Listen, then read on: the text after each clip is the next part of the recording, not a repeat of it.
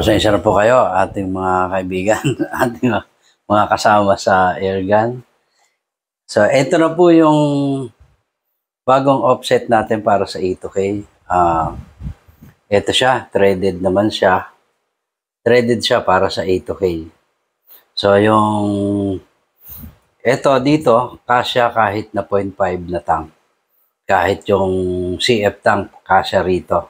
So, ganun yung ginagawa ko para makapag-adjust kayo nung inyong mga hangin. Pwede kayong dumayo na wala kayong dalang pump. Kung ang gamit nyo ay CF tank na 0.5. Meron nga 0.7 yan, 0.6, ganyan. Siguro kakasya rin dyan. Kasi ito, sa 0.5, may allowance pa. Hindi ko lang maipakita sa inyo kasi nandun nakakabit yung mga tank natin. So ito, pagka set nito, wala siyang regulator kung makikita nyo. Kasi hindi na kailangan na rin. Wala siyang regulator tuloy. Wala siyang gauge. Yung gauge kasi nito ay nandun na sa kanyang receiver, sa kanyang plenum. So dito, ilalagay natin ilalagay na natin. Yan. Medyo siya ng konti, tama-tama lang yung lapat niya. Hindi siya masikip. At hakab lang ng kapraso-kapraso. So, yan. Yung o-ring yan. Tapos, ito na yung offset. Kung ilalagay nyo yung regulator, ganito siya. Hindi siya mahirap ipasok. Kaya mararamdaman nyo lang kagat ng konti. Yan. Maganda rito. Kabilaan na yung gauge. Ayan, yung gauge at saka yung quick fill. Ayan, nasa ibabaw siya. So, tama-tama yung pagka-set niya. Chamba yan. So, ayan.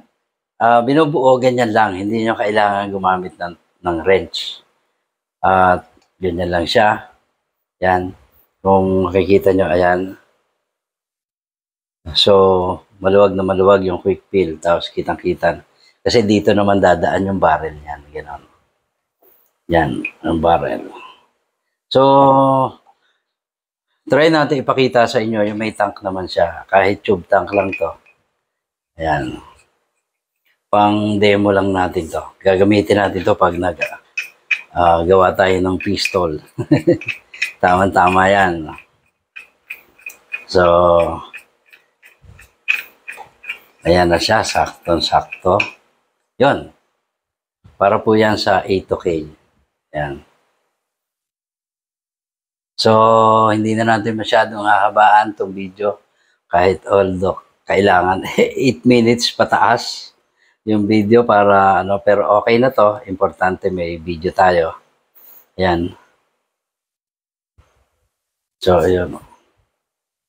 Tuwid na tuwid naman yan. Kasi talagang yan yung pinipilit natin gawin ngayon na talagang pulido at saka mailalagay. At dito, na lang din yan. Kasi isusukat naman yan ng magte-thread ng receiver para ganyan siya, tayo siya. Habang tinethread yung receiver, sinusukat yan na dapat ganyan yung pwesto niya, diretso-diretso. So, yun naman ay madaling mag-adjust kapag nasa machine pa yung receiver para ganyan-ganyan mismo yung pwesto niya.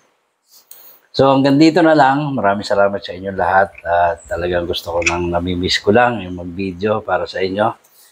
At kaya ginagawa natin pagka ganito. Itong aking bagong E2K offset. Yung mga may dyan, may nangangailangan ng ganito, contact lang po kayo sa akin. Andyan naman, nilalagay ko naman yung number ko. Kung wala man siya dito, hindi ko pa ma-edit yung description. Nasa ibang mga videos natin na nakaraan yung cellphone number natin. So maraming salamat sa inyong lahat at hanggang dito na lang. Kahit medyo busy tayo, ayan, sinisingit natin. Gawa tayo ng konting video para ma-update kayo palagi doon sa ating mga bagong kaganapan.